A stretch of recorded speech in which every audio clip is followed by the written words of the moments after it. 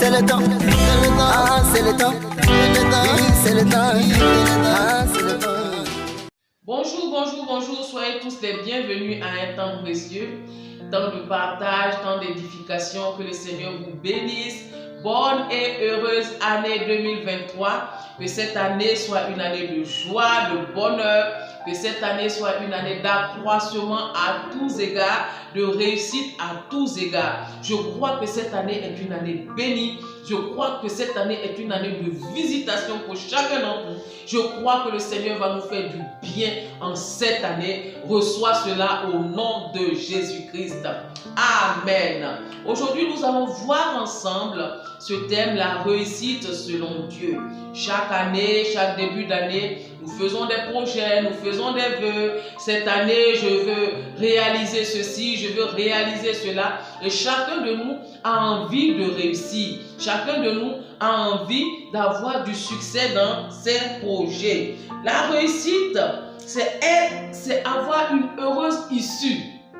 La réussite, c'est un résultat favorable, un résultat recherché. C'est avoir du succès. Et chaque année, dans la vie de n'importe quelle personne, on a envie de réussir. Si tu n'as pas envie de réussir, c'est que vraiment, tu as un problème. Tu as un problème. N'importe quel homme, n'importe quelle femme a envie de réussir. Et c'est cela, le désir de Dieu pour chacun de nous. C'est cela, le désir de Dieu pour chacun de nous. Beaucoup d'entre nous disons, je vais réussir dans ma vie. Je vais devenir quelqu'un, comme on aime bien le dire en Afrique. Je veux devenir quelqu'un dans ma vie. Je vais avoir des richesses. Je vais avoir des biens matériels. Je vais avoir des maisons, des voitures, un bon boulot, un bon salaire, un patrimoine.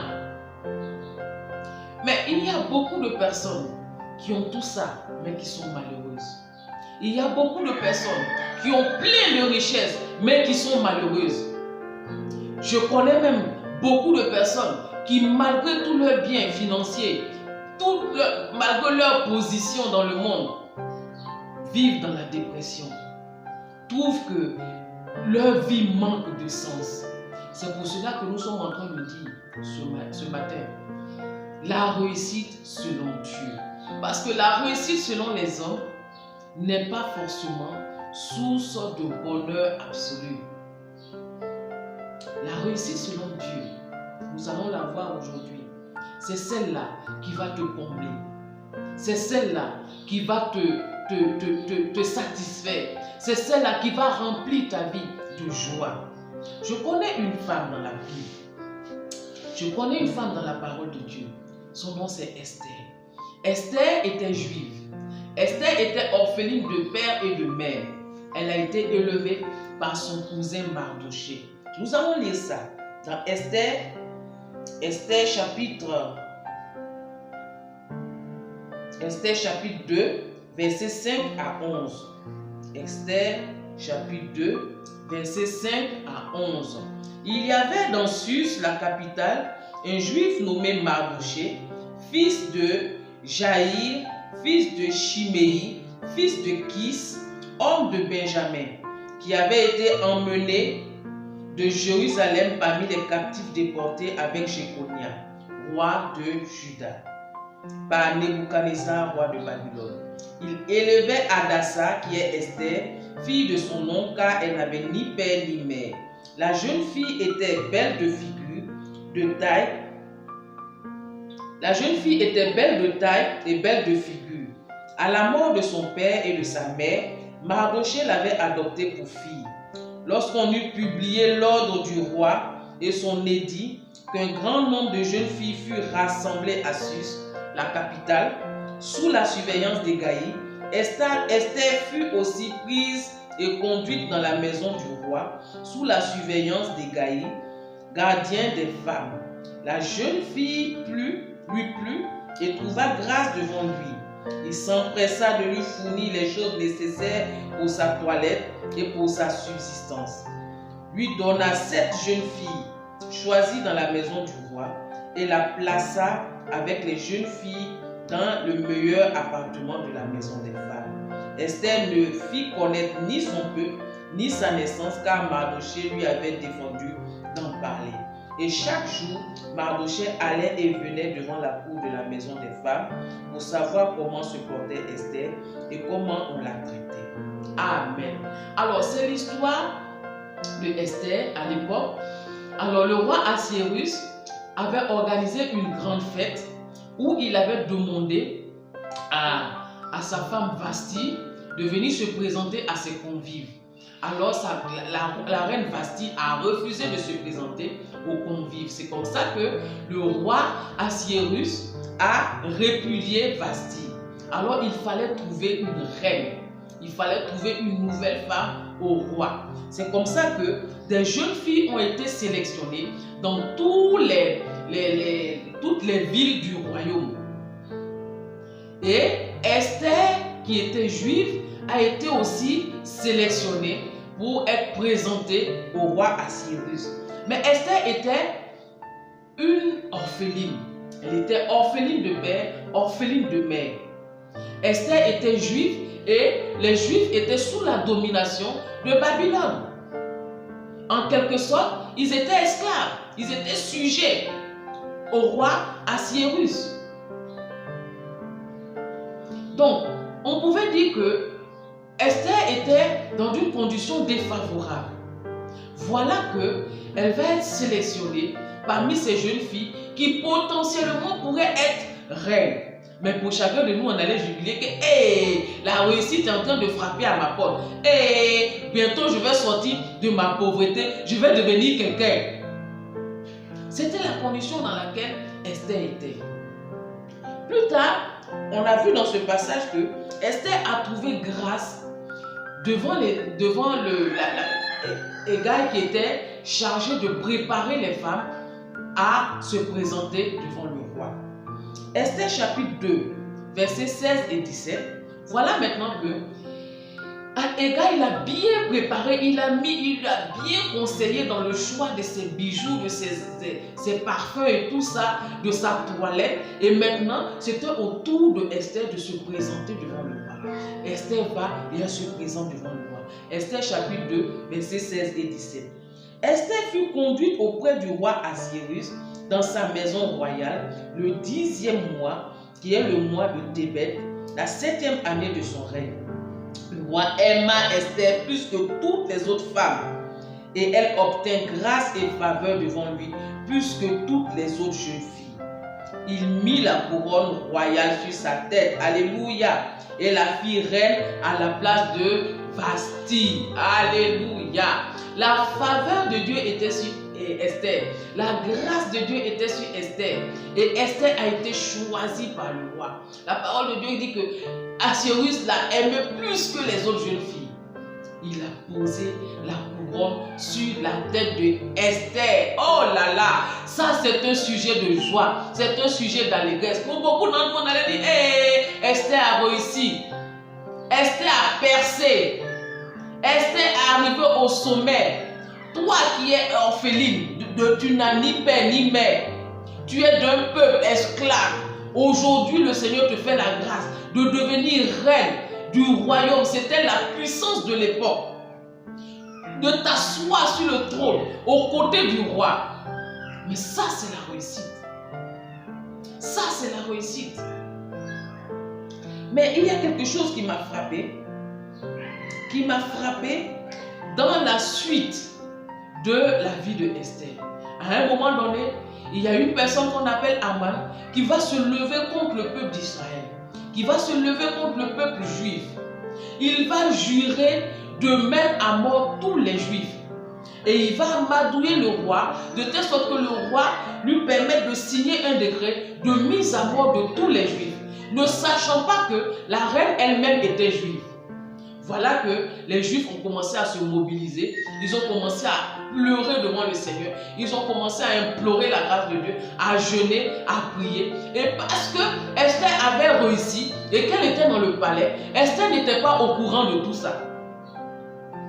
Voilà comment quelqu'un est venu lui dire, hey, Esther, la reine, voilà ton cousin qui est couché là-bas, en train de jeûner, pleurer. Voilà dans quelles conditions il est. Comme Esther avait réussi, elle dit, mais comment moi je vais être reine et mon cousin qui me sert de père, qui m'a élevé, va porter le sac et se coucher par terre. Prenez les habits là, peut-être qu'il n'a pas d'habits, peut-être qu'il n'a plus d'argent. Prenez les habits là, amenez-lui ça afin qu'il puisse bien s'habiller et être décent. C'est comme ça que son cousin Mardochée va lui dire que ton peuple est menacé. Notre peuple est menacé. Il y a un décret de mort sur notre vie. Fais quelque chose. Tu es la reine. Va parler au roi. Esther lui dit, mais tu sais que je ne peux pas aller comme ça devant le roi, aller sans que le roi ne m'invite. Mais il y a une parole que Mardochée a dit à Esther qui a attiré mon attention. On va lire ça. Esther chapitre 4, verset 14. Esther chapitre 4, verset 14. Regardez cette parole. Mardochée va dire à Esther, car si tu te tais maintenant, le secours et la délivrance surgiront d'autre part pour les Juifs, et toi et la maison de ton père, vous périrez. Et qui sait, si ce n'est pas pour un temps comme celui-ci que tu es parvenu à la royauté. Oh! Est-ce que ce n'est pas pour un temps comme celui-ci que tu es parvenu à la royauté? Ça veut dire que la royauté n'est pas le but ultime dans la vie de Esther. Esther était riche. Esther était reine. Esther avait l'autorité, avait la gloire. Mais Mardochée lui dit, ce n'est pas le but ultime pour ta vie. Ce n'est pas le but ultime pour lequel tu as été suscité. Que la réussite que tu penses que tu es parvenu là n'est qu'une étape, n'est qu'un moyen pour atteindre le but ultime de ta vie. Donc, ça veut dire que Esther n'avait pas encore réussi. Même si elle était dans la gloire, même si elle était devenue reine, même si elle était parvenue selon elle. Mais Esther n'avait pas encore réussi selon Dieu. Regardez dans Jérémie chapitre 29, verset 11. Jérémie chapitre 29, verset 11. La parole de Dieu nous dit, car je connais les projets que j'ai formés sur vous, dit l'Éternel, projets de paix et non de malheur, afin de vous donner un avenir et de l'espérance. Alléluia. Donc les projets que Dieu a formés sur nous peuvent être différents des projets que nous formons sur nos propres vies. Regardez la vie d'Esther. Elle était reine. Elle avait toutes les richesses qu'elle voulait. Elle avait tous les bijoux qu'elle voulait. Elle avait tous les vêtements qu'elle voulait. Elle avait les serviteurs et l'autorité dont chacun de nous peut rêver. Mais si ce décret-là était appliqué, Esther serait aussi mise à mort, comme n'importe quel juif en sus. Alors tu peux avoir ces richesses matérielles-là, penser que parce que tu as une position sociale, penser que parce que tu as un travail, tu es parvenu, tu as réussi.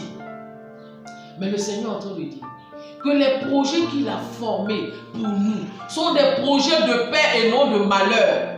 Nous voyons beaucoup de personnes, des stars, des personnes haut placées, qui ont beaucoup de biens, mais qui souffrent de dépression. Ils sont en train de dire, j'ai bâti tout ce grand empire-là, mais ma vie est vide, ma vie n'a pas de sens. Ils vivent dans la peur, ils vivent dans la crainte. Il peut avoir une grande maison de 48 chambres, mais il vit dans un petit coin de la maison là, parce qu'il n'a pas la paix. Le Seigneur dit, je connais les projets que j'ai formés sur toi. Des projets de paix et non de malheur. Pour te donner un avenir. Si Esther s'était limitée seulement à cette royauté-là, quel avenir elle aurait? Le Seigneur l'appelait à quelque chose de plus grand.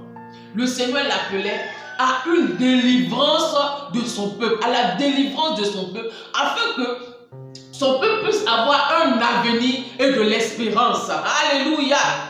C'est ça que le Seigneur attendait d'elle. C'était ça, la réussite que le Seigneur attendait d'elle.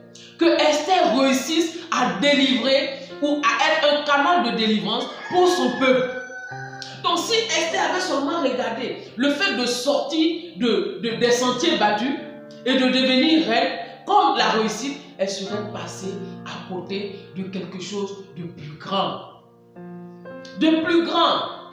Dans Éphésiens chapitre 2 verset 10, le Seigneur nous dit quoi? Car nous sommes son ouvrage. Tu es l'ouvrage de Dieu. Je suis l'ouvrage de Dieu. Nous sommes l'ouvrage de Dieu. Ayant été créés en Jésus-Christ pour de bonnes œuvres que Dieu a préparées d'avance afin que nous les pratiquions.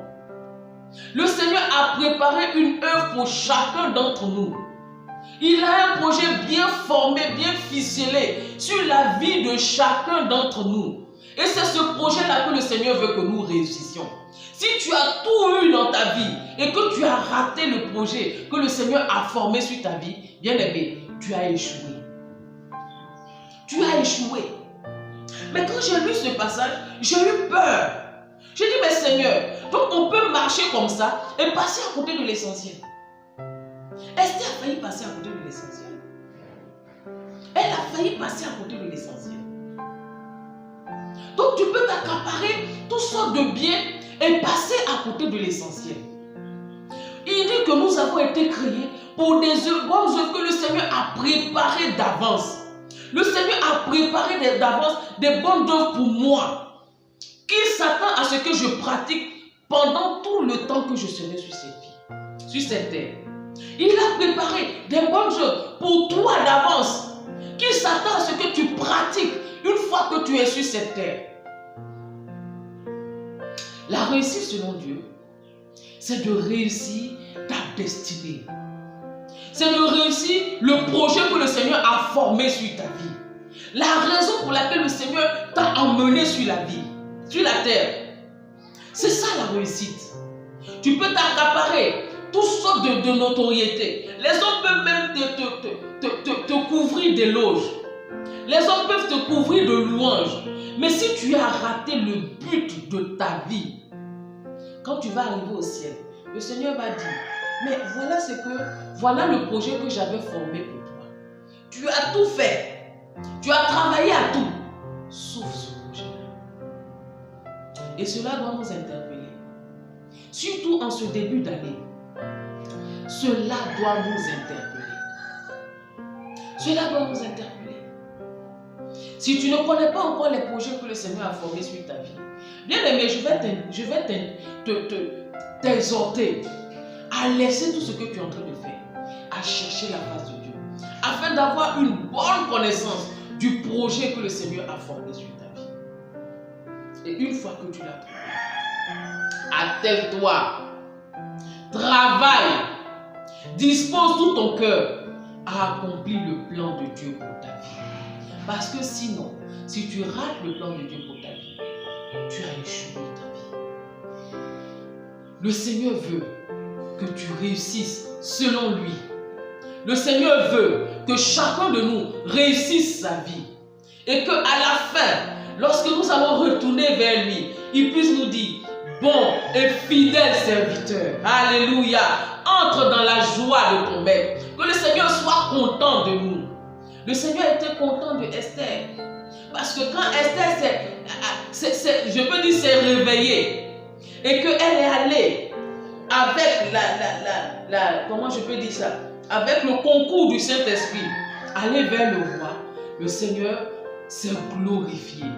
Et le peuple d'Israël a été délivré. Celui-là qui se levait, Aman qui se levait contre le peuple d'Israël, il a été pendu sur le bois qu'il avait réservé pour Mardochée. Et le décret qu'il avait signé a été renversé. Un autre décret plus grand que ce décret a été signé, donnant tout pouvoir aux Juifs de tuer quiconque viendrait contre eux. Alléluia. Alors bien aimé, le Seigneur s'attend à toi. Le Seigneur attend que tu réussisses le projet qu'il a formé sur ta vie. Et c'est cette année que tu dois l'accomplir. Que le Seigneur nous bénisse Que le Seigneur soit avec nous, qu'il nous fortifie afin que nous puissions réussir selon lui. J'espère que cette vidéo t'a béni aujourd'hui. Si tu as été béni par cette vidéo, laisse simplement un pouce en l'air, like cette vidéo. Et si tu n'es pas encore abonné, que tu ne fais pas encore partie de la grande famille d'un temps précieux, c'est le moment de t'abonner. Oh bien-aimé, abonne-toi à notre chaîne et partage cette vidéo parce qu'elle peut faire du bien à une personne autour de toi. Que le Seigneur te bénisse encore. N'oubliez pas, un temps précieux, c'est un temps de témoignage, c'est un temps de partage. Si vous avez des questions, n'hésitez pas. Notre email s'affiche en ce moment. Envoyez-nous un mail, envoyez-nous vos questions, laissez-nous un commentaire et nous lisons les commentaires, nous vous répondrons par la bonne grâce de Dieu. Un temps précieux pour aujourd'hui, c'est terminé. Que le Seigneur vous bénisse abondamment et à très bientôt dans un temps précieux.